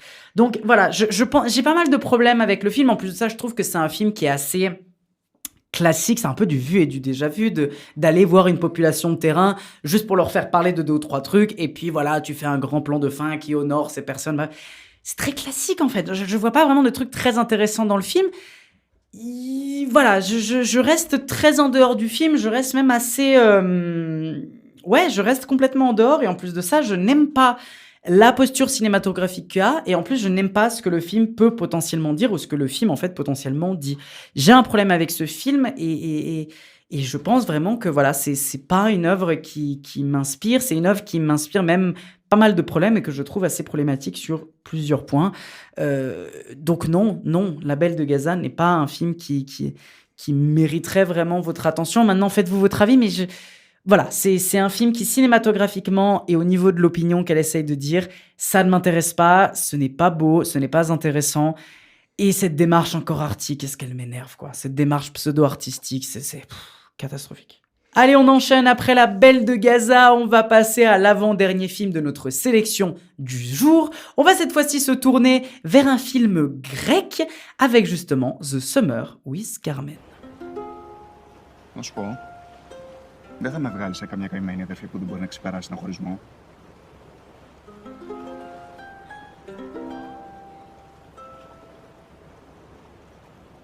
Εγώ πάντως δεν έχω κανένα θέμα με τις καημένες αδερφές. Οκ, μπράβο σου. Απλά δεν νομίζω ότι ψάχνει αυτό ο Ζαν Σεμπαστιάν.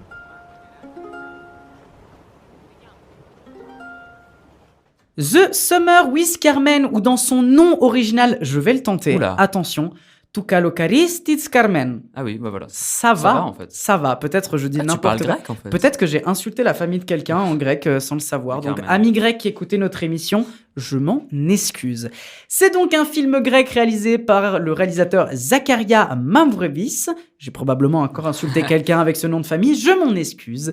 Et le synopsis du film, fraîchement célibataire, Damos passe son été à Athènes avec son ami de longue date Nikitas. Sur une plage gay entre 2 baignades, Demos aide son ami à écrire son premier scénario. Les 2 compères se replongent alors dans la rupture de Demos, son incapacité à vivre seul, ses rencontres amoureuses, la maladie de son père et l'adoption de Carmen, le petit chien de son ex. On a pu le voir tous les deux avec Roman. Je vais commencer un petit peu à dire ce que j'en ai pensé d'ailleurs, parce que je l'ai vu un peu il y a plus récemment que toi. Tu l'as vu il y a quand même pas mal de temps, toi. Il y a plusieurs mois. Tu l'as vu il y a pas mal de mois, mais je l'ai vu cette semaine pour vous dire qu'est-ce qu'on en a pensé. Je pense qu'une des premières choses un peu à dire, c'est que c'est un film intéressant sur plusieurs points, mais c'est aussi un film qui me laisse un peu de côté sur d'autres. Déjà, comme point un peu intéressant, je dirais déjà en termes esthétiques, il y a plusieurs trucs qui m'intéressent. Je pense déjà au niveau de l'imagerie et au niveau de la mise en scène, il y a 2 ou 3 éléments qui m'intéressent. Je pense notamment au travail de la couleur, au travail du cadrage, parce qu'il y a vraiment des plans qui sont assez jolis, qui sont pas extraordinaires non plus, mais je les trouve assez jolis, avec un vrai travail de couleur, avec une vraie chaleur dans les couleurs qui sont utilisées. Et je pense notamment aussi, il y a pas mal de scènes que j'aime bien, comme elles sont filmées, qui sont... c'est pas cette plage, mais sur cette espèce de rocher, là où il y a les rochers au bord de la mer. Je pense notamment au plan d'introduction, et en fait... C'est ce jeu avec les reliefs un peu de... Exactement. Caché, voilà. Et puis surtout, même dans la manière où sont filmés les personnages, c'est-à-dire des fois les personnages ne sont pas filmés au centre de l'image, mais sont sur le côté, ou qui ont une espèce de position comme des espèces de statues grecques. Il y a beaucoup ce travail sur rejouer avec les statues grecques, avec justement les corps, parce que c'est ça aussi un truc très important. Si vous n'avez pas envie de voir des hommes tout nus, ne voyez pas ce film, parce que ce film est... Ouais.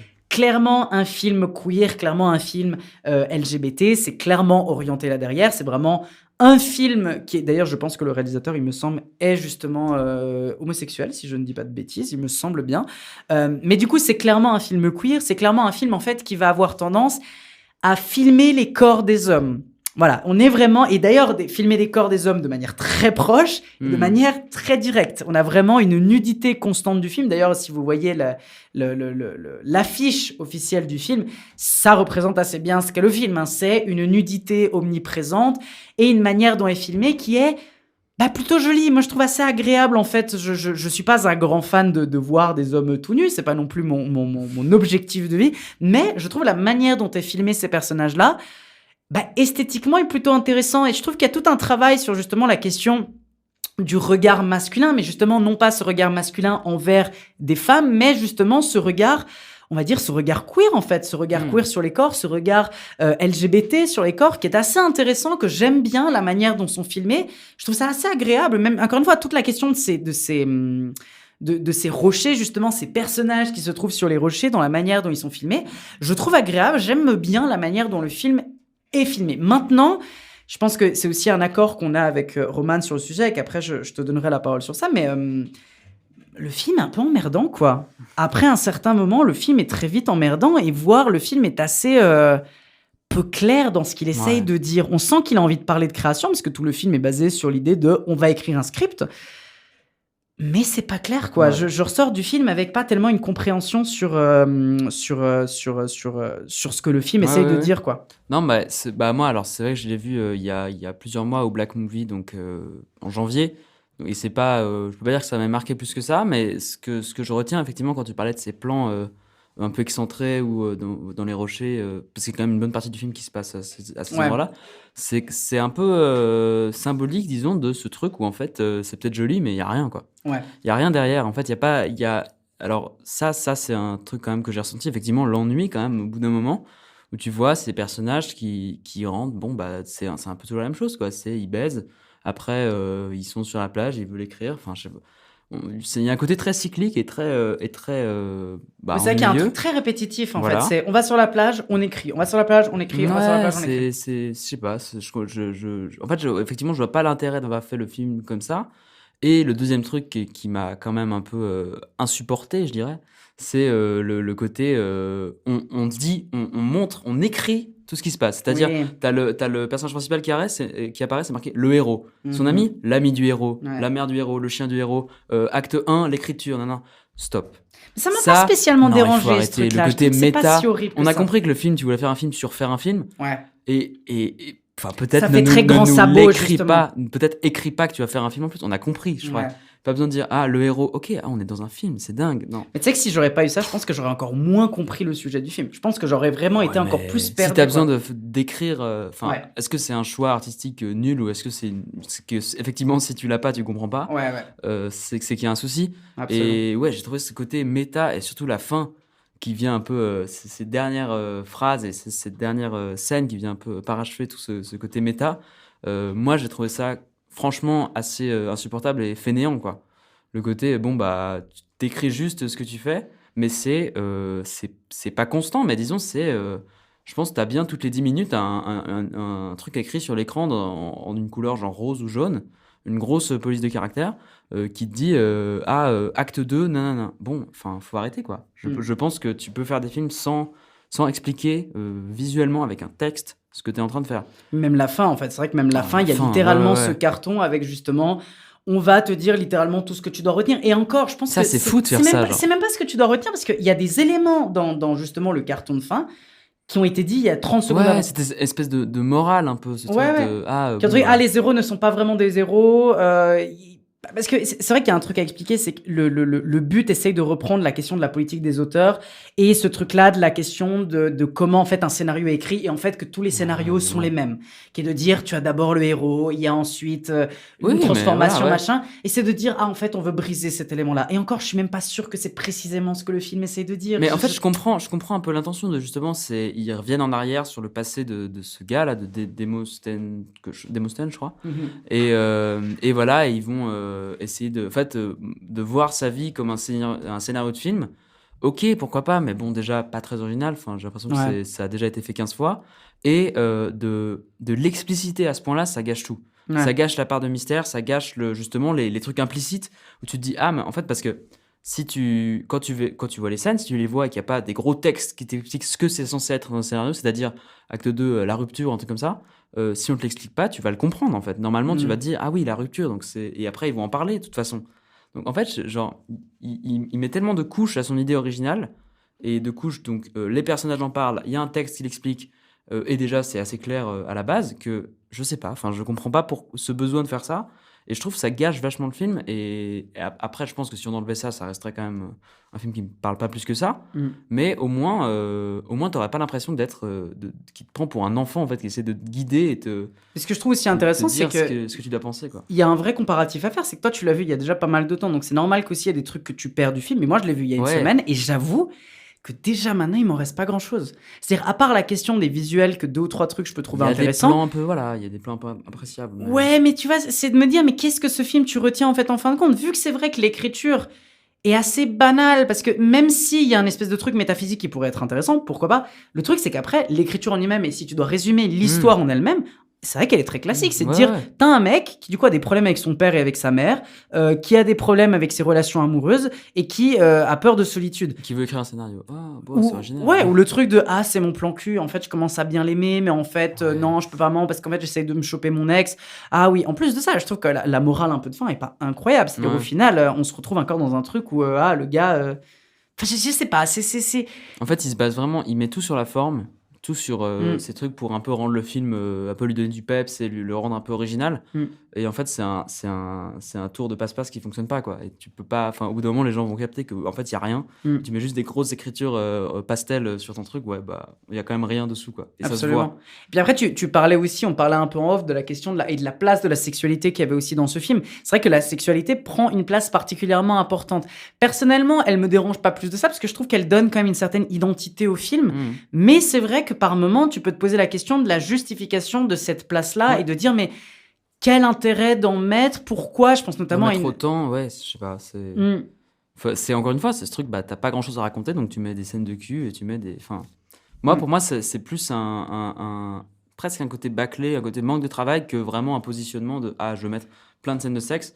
Moi, pour moi, c'est juste, il Je voulait sais même pas s'il travaillait remplir, bâclé. remplir son film. Je quoi. crois que le gars, en fait, a travaillé sur son film, mais juste la manière dont il a travaillé, la manière dont il a orienté tout le truc, fait que pour moi, le film est pas clair. Pour moi, je ne vois pas ce que c'est de me dire vraiment le film. J'arrive pas à me dire, est-ce que le film est en train de me dire, continue à créer, c'est super, Ouais, mais ouais. cassons un peu les codes, ou est-ce que c'est de dire, bon, en vrai, il y a ces codes-là qui existent, mais dans tous les cas, ils existent, mais tu peux quand même essayer de les modifier. Qu'est-ce que tu essaies de me dire, film? Et juste, tout ça est tellement édulcoré par une histoire basique, une histoire de pseudo-romance homosexuelle qui Ouais. est pas spécialement intéressante. Et vraiment pas spécialement intéressante. Malgré 2 ou 3 plans colorés, jolis, machin, pourquoi pas? Mais qu'est-ce que tu essaies de Qu'est-ce me qu'il dire? en reste à la fin, quoi. Ouais. C'était donc notre avis sur The Summer with Carmen, le film grec réalisé par Zakaria Mavroudis. On vous invite du coup à vous faire votre propre avis dans les salles obscures. Et on termine cette fois-ci notre programme du jour avec un film sorti directement sur Mubi, la plateforme de streaming pour les cinéphiles. Bah, tout à fait. Et on va parler du coup de Gasoline Rainbow. What are y'all doing here? We're trying to go to the beach, heading for the coast. Bring it in. This is the big difference between grown-ups and children. Grown-ups aren't supervised. You gotta find your own way.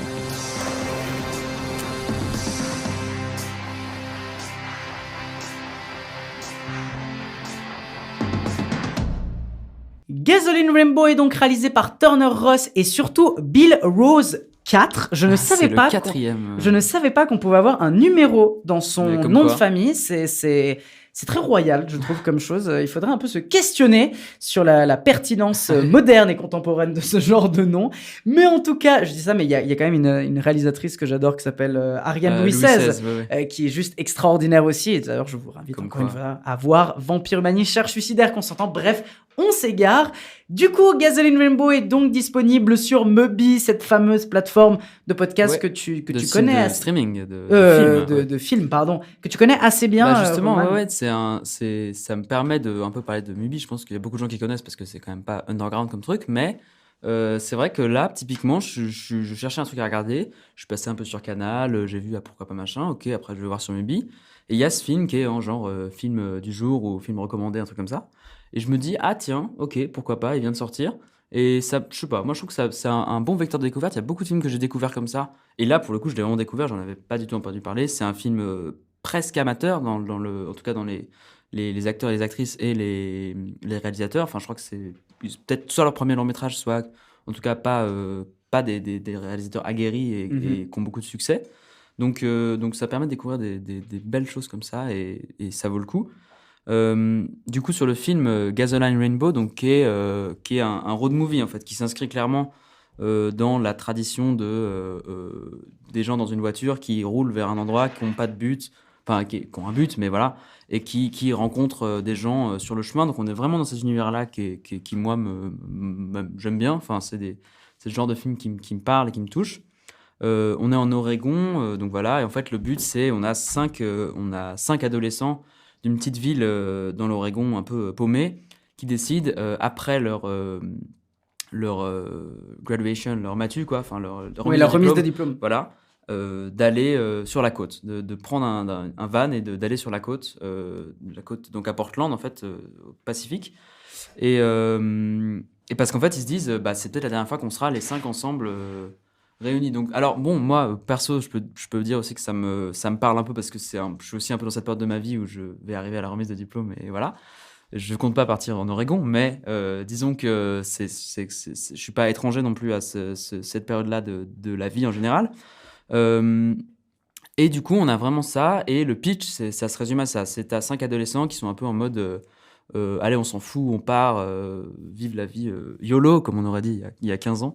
Et qu'est-ce qu'on peut en dire de ce film? Alors, bon, déjà, un gros point fort, et ça, vraiment, j'aimerais bien le souligner, c'est le visuel. Il y a une recherche d'esthétisme qui est vraiment... en fait, on a ces grands paysages du coup, de l'ouest des États-Unis. C'est soit des grandes plaines, soit des montagnes, soit justement l'océan, la plage, voilà, ce genre de paysage qui est de toute façon très beau. Et là, c'est filmé d'une façon... Ouais, c'est souvent la nuit, c'est souvent... Il y a souvent du coup ce van qui apparaît, qui s'insère un peu dans le paysage comme ça. Je trouve qu'il y a une vraie recherche sur les lieux et sur la façon de filmer que je trouve assez belle et assez originale et assez pertinente et qui tient quand même un peu le film parce que là où sur la forme c'est vraiment beau et ça marche vraiment bien. Maintenant sur le fond, je trouve que c'est un peu fainéant en fait. C'est un peu au niveau des dialogues, au niveau de l'écriture générale. On sent que c'est... Il y a un côté en fait presque naturaliste où c'est des ados qui parlent en fait et qui parlent en gros ça fait un peu boomer mais il y a 4 mots de vocabulaire et c'est genre ok, deadass, ok, bon voilà, non mais c'est très comme ça et du coup c'est réaliste hein, bien sûr, mais en fait il y a pas beaucoup de profondeur et même tu sens il y a des moments où ça se veut un peu philosophique, un peu profond et ça marche pas parce que je sais pas, je pense c'est pas assez écrit quand même, enfin c'est réaliste. Mais ça fait que c'est peut-être trop réaliste pour être vraiment intéressant, puisqu'au final, des conversations avec des ados américains, peut-être qu'on se fait chier au bout de 2 heures où ils sont dans leur van et ils écoutent de la musique et ils disent « yeah ». Bon. Voilà, en fait, je trouve qu'il y a, ça manque un petit peu de travail sur l'écriture. Et même, j'ai un peu l'impression que c'est un film, disons, peut-être un peu TikTok dans l'idée. Tu vois, avec ce truc. Ah ouais, alors à définir par contre. Non, genre film TikTok. Non, mais je veux dire génération TikTok, tu vois, où il y a, c'est très cadencé, il y a pas mal d'effets visuels, il y a pas mal de musique, des musiques connues, enfin des chansons qui viennent, il y a du Guns N' Roses, il y a plein de chansons un peu cool comme ça qui sont trop bien, hein, mais voilà. Et en fait, c'est un peu, ouais, je dirais qu'il y a ce côté maintenir l'attention un peu en permanence. Ah, ok. Mais c'est pas si dérangeant. Il n'y a pas de vrais moments de flottement, il n'y a pas des vrais moments de repos dans la narration. Il n'y a pas tellement de repos dans la narration, il y a un peu toujours des trucs qui se passent. Mais pour autant, c'est pas si dérangeant que ça. En fait, je me suis pas dit ça va trop vite. Enfin, il y a quand même un rythme plutôt. C'est pas effréné, quoi. C'est un road trip et il y a du temps sur des beaux paysages et tout. Mais on sent qu'il y a quand même un peu toujours cette volonté de rattraper la personne, le spectateur ou la spectatrice, comme si elle peut pas se concentrer plus que ça. Toujours rattraper avec un petit élément, avec une petite blague, avec une petite musique connue. Voilà, mais ça m'a pas non plus dérangé. Je me suis rendu compte en vrai au bout d'1 heure de film qu'il y avait ce mécanisme-là. Après, sur la forme générale, c'est assez classique. Ils partent sur la route et ils rencontrent des gens, les rencontres petit à petit, soit des connaissances, soit des gens complètement au hasard. Mais ça, c'est vraiment un bon point aussi, c'est les rencontres et les personnages qui sont un peu décrits comme ça. Il y a autant des gens que tu croises juste dans la rue, qui croisent, genre quand ils sont à Portland, ils croisent des gens dans la rue, ou ils croisent des gens dans un bar, dans une espèce d'un bar sur le bord de l'autoroute, et tu as des discussions qui se créent. Et là, il y a de la profondeur, en fait. Là, quand ils sont confrontés à d'autres gens, quand il y a d'autres relations qui se créent, tu sens un truc plus ok, on voit ce que tu veux dire, on comprend les dynamiques, les relations entre ces gens. Et là, il y a vraiment des segments très, très intéressants, mais entre deux, ça tombe un peu à plat parce que les personnages sont aussi... les 5 ados, du coup, sont aussi pas hyper écrits et pas très développés et très naturalistes, mais du coup, pas forcément hyper intéressants. Voilà, puis en fait, il y a un peu cette vibe un peu générale de on est jeune, on s'en fout, qui se retrouve même à la fin, où en fait, la fin, c'est... Alors, pas juste les derniers plans, c'est des plans, en fait, c'est les visages. C'est juste eux qui regardent la caméra fixe, genre les uns après les autres. Bon, tu vois, c'est un peu des mécanismes de genre, ouais, enfin, je sais pas, la fin, j'ai pas vraiment aimé, et il y a souvent ces trucs un peu de vouloir paraître cool, et de genre, ouais, on s'en fout, machin, on vit notre vie à 100%, qui, je sais pas, ça m'a pas totalement convaincu, mais j'en retiens quand même du bon, quoi. C'est-à-dire que je sais pas si du tout si c'est un premier film ou pas, mais en tout cas, les 5 acteurs et actrices sont amateurs. Enfin, c'est, je crois, leur premier film, et même ils jouent presque leur propre rôle en vrai. Donc après, c'est peut-être pour ça qu'il y a ce côté naturaliste un peu chiant. Mais je le retiens quand même comme un film un peu assez prometteur. Enfin, en tout cas, c'est les prochains films de ces 2 réalisateurs, du coup, parce qu'ils sont 2, et je crois qu'ils font beaucoup des trucs en duo quand même. Ça peut mener, je pense, quelque part, parce qu'il y a une volonté esthétique, il y a une façon de mettre en scène, il y a une façon de construire l'histoire quand même. Tu rencontres tel personnage qui a telle vie, et voilà. Enfin, ouais, c'est un peu bizarre, c'est que les personnages secondaires sont mieux écrits que les personnages principaux, et ont plus d'intérêt que les personnages principaux. Donc je sais pas si c'est une faiblesse ou si c'est voulu comme ça. Mais voilà, ça c'est un peu le point qui m'a un peu sorti du film et fait que à des moments on s'ennuie quand même. Mais sinon, voilà, si vous avez Mubi, si vous cherchez un petit film à regarder, il dure 1h50 je crois, un peu indie, un peu underground pour vous la péter, ce film-là peut être quand même un bon choix. C'est donc ainsi que se terminent nos œuvres du jour, notre petit film d'actualité. Et juste avant de conclure avec la carte blanche de la semaine, on vous rappelle de ne pas oublier que si l'épisode vous a plu, de mettre 5 étoiles sur toutes les plateformes de streaming sur lesquelles vous écoutez l'émission, et de nous suivre sur tous les réseaux sociaux pour être tenu au courant de la sortie de tous les épisodes et surtout de nos différents concours qu'on organise. On arrive donc à la fin de cette émission. Il est donc grand temps de passer à la carte blanche de la semaine. Si j'ai carte blanche pour prendre et virer qui je veux de mon stock. Roman, quelle est donc ta carte blanche du jour? Une carte blanche un peu particulière parce que tu vas pas nous parler d'un seul film aujourd'hui. Mais c'est ça. Alors, carte blanche 100% préparée, évidemment, pas du tout improvisée. Aucune improvisation dans cette carte blanche. Je vais vous parler de 3 films qui sont le fruit d'un duo du cinéma français, un duo qui est extrêmement connu. Voilà, en fait, ça va pas être dans l'originalité vraiment aujourd'hui. Un duo extrêmement connu et reconnu d'écrivains, d'écrivaines, de scénaristes et de réalisateurs et d'acteurs et d'actrices. C'est Agnès Jaoui et Jean-Pierre Bacri. Évidemment, en fait, j'en parle parce que je me suis fait sur ces 2 derniers mois, disons, 4 films de Jaoui Bacri. Donc, j'étais un peu dans une phase. J'en ai vu d'autres que j'avais pas vus. Du coup, j'aimerais peut-être faire une espèce de gradation, parce que chronologiquement, il y a 3 films que j'adore de Jaoui et Bacri, et il se trouve qu'ils sont de mieux en mieux. En fait, ça ne fait qu'augmenter en termes de qualité. Donc, je vais peut-être commencer par le premier film, disons, estampillé Jaoui Bacri, si on peut le dire comme ça, qui est Cuisine et Dépendance, qui est un film donc sorti en 1993 et qui est adapté de leur pièce de théâtre du même nom, Cuisine et Dépendance, qui a été jouée pendant des années à Paris et qui a été un immense succès. Là, en fait, on a déjà toute la marque, disons, de la signature de Bacri et Jaoui. En fait, c'est un huis clos dans une cuisine où tu as une soirée un peu entre amis qui est organisée avec des vieux amis que, en fait, un couple n'a pas vu depuis longtemps, et ils invitent ces gens-là, dont, en fait, ces gens sont très riches, je crois que c'est une star de la télé ou un truc comme ça. Mais du coup, voilà, donc ils les invitent à manger. Il y a Bacri qui joue donc le frère de... c'est un peu compliqué, je vais pas tout expliquer la relation, mais voilà, il y a une soirée, un repas qui est un peu organisé. Et en fait, la particularité, c'est que tout, ou à très très peu de choses près, mais tout se passe dans la cuisine. En fait, tout le film est construit sur les personnages qui quittent à un moment la table du repas et qui vont dans la cuisine et qui vont débrief ce qui s'est passé, qui vont dire ah putain celui-là est insupportable, ce riche machin, enfin ce genre de choses. Il y a Bakri évidemment qui est exceptionnel dans ce rôle de aigri en fait ou de toujours renfrogner. Il y a Jean-Pierre Daroussin qui est je sais plus à qui il est relié, mais qui est le mec qui va toujours demander de l'argent, qui est toujours un peu dans la merde. Il y a justement l'hôtesse de maison, qui est jouée par Zabou Breitman, qui est très presque hystérique et très emballée surtout.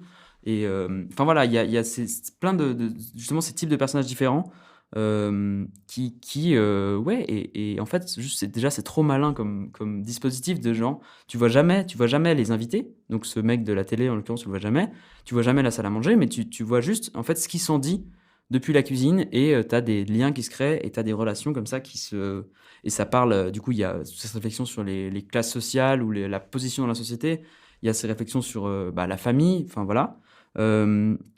Et ça, justement, on peut faire le lien avec le deuxième film dont j'avais parlé, c'est Un air de famille, qui est donc, je crois, leur film d'après, il me semble, qui a été réalisé par Cédric Lapiche, qui est sorti, je crois, 3 ans ou 2 ans après. Et là, en fait, les relations familiales sont explorées, mais ça se concentre, on est vraiment là-dessus, on est vraiment sur un film de famille. Donc, en fait, c'est Bakri qui est un tenancier de bar dans une banlieue un peu, c'est un peu la zone, quoi. C'est pas la grande forme.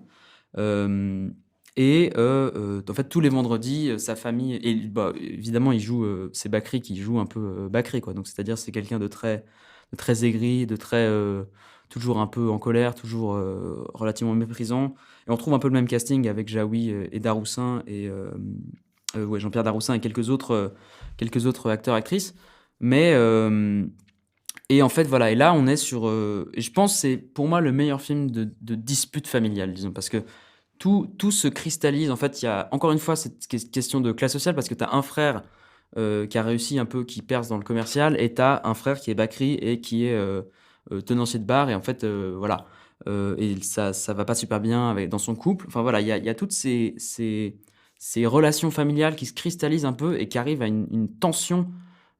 C'est une comédie dramatique, mais c'est pas si drôle, quoi. On rit beaucoup quand même par moment, mais on rit de choses qui sont vraiment en fait sombres, et on a une famille qui se délite en fait un peu sous nos yeux, et évidemment la grande force c'est toujours les dialogues et l'incisivité des dialogues. Il y a tellement de scènes et de lignes qui restent en tête parce qu'elles sont juste superbement bien écrites. Et voilà, mais en fait, c'est quand même au fond un vrai drame, et ça se finit de façon très sombre, quoi. Il n'y a pas vraiment de happy end du tout. Donc, un film quand même que moi je trouve assez fabuleux. Et enfin, si je peux finir sur mon number one de la vie, c'est Le goût des autres, évidemment, sorti en 2000, donc cette fois réalisé par Agnès Jaoui. Alors ça, je pense que beaucoup de gens le connaissent déjà, mais pour moi, c'est un film fabuleux à tous les niveaux, qui a une richesse d'écriture et de scénario, une richesse dans l'écriture des personnages, une richesse dans les relations. En fait, c'est un film choral, donc il n'y a pas vraiment de personnage principal. Il y a plein de choses qui s'entremêlent comme ça, des gens qui se retrouvent, des gens qui se quittent, des relations qui se nouent, qui se dénouent complètement au fil du film. Il y a moi, ce qui m'impressionne toujours, c'est la qualité des dialogues et la qualité de l'écriture des personnages, où il y a une telle complexité dans l'écriture que c'est comme... en gros, tu les connais, quoi. T'es vraiment avec eux. Alors, par rapport... c'est tout l'inverse de Gasoline Rainbow, si je peux dire, parce que vraiment, là, il y a une richesse d'écriture où je pense que c'est presque des vraies personnes, quoi. Moi, je le ressens comme, je me dis, il y a... Castella, qui est donc le chef d'entreprise joué par Bakri, et tu sais, en fait, tu arrives à te l'imaginer dans telle ou telle situation parce qu'il est tellement bien écrit qu'il prend vie, en fait, ce personnage. C'est un film qui a évidemment été beaucoup récompensé au César. Je crois qu'il a eu 4 Césars, dont celui du scénario, il me semble, ce qui est vachement mérité. Et ouais, pour moi, c'est un vrai chef-d'œuvre d'écriture, surtout d'écriture. C'est un des meilleurs films français, je pense, un de mes films français préférés de tous les temps, tellement il est toujours vif, et même presque 25 ans après, il est toujours intense et toujours juste, en fait, dans la façon dont il représente les personnages. Donc voilà, je ne peux que vous recommander ces 3 films, et du coup, on est un peu dans l'ordre de préférence Cuisine et dépendance, Un air de famille et Le goût des autres, qui est un film tout simplement incroyable et que je ne me lasse pas de revoir. Donc si vous connaissez pas très bien l'œuvre de Bakri et Jaoui, n'hésitez pas à commencer. Si vous connaissez déjà, n'hésitez pas à revoir, puisqu'ils se revoient vraiment. Je pense que je pourrais les revoir une fois par mois, ça me dérangerait pas, quoi. Tellement ils sont vifs et tellement tu as toujours des détails à voir et des façons de gérer l'histoire qui sont toujours hyper innovantes. Bref, 3 excellents films, même au moins un chef-d'œuvre, si ce n'est plus. Donc n'hésitez pas et bon visionnage de ces films si vous ne les connaissez pas. Si tout le monde faisait son travail correctement, j'ai bien compris, monsieur, maintenant. Est-ce qu'il vous reste des chambres? Une chambre? Bah oui, c'est un peu pour ça que j'ai... voilà, je me suis dit, tiens, un hôtel, pourquoi pas, finalement. Ouais. Et alors, et donc... Oui, non, mais... Et, une seule? Ah, plus une seule. Bien. Ouais. Oui, évidemment que je vais essayer ailleurs. Qu'est-ce que vous voulez que je... Ouais, vous me l'auriez dit... Allez. C'est pas tout... oui, c'est pas tout... Allez, monsieur, allez, bonne nuit. Oui, oui, allez, bonne nuit. C'est donc ainsi que se termine notre émission après cette sublime carte blanche. Roman, un petit mot de fin pour conclure? J'espère qu'on se retrouvera plus vite. Peut-être qu'on reprend peut-être un rythme un peu plus soutenu. C'est même sûr qu'on reprend un rythme très soutenu. Ok, il y a une menace. Il y a une menace. Non, c'est que le projet, c'est de revenir dans 2 semaines. Non, mais là, je sens qu'il y a quand même Il y a eu une période de creux niveau sortie, mais là, ça reprend. Donc, on se retrouve très bientôt, je pense. Ça reprend de plus belle pour parler de cinéma. On se retrouve dans 2 semaines pour la prochaine émission de Vidéo Club. En tout cas, en attendant, un très très grand merci à toutes et à tous de nous avoir écoutés dans cette émission. Merci infiniment pour tous vos messages et vos soutiens. On se retrouve du coup dans 2 semaines. En attendant, n'oubliez pas d'aller voir des films dans les salles obscures et surtout n'oubliez pas, vive le cinéma. Nom d'un chien, c'est fini, tout s'allume. À mercredi prochain.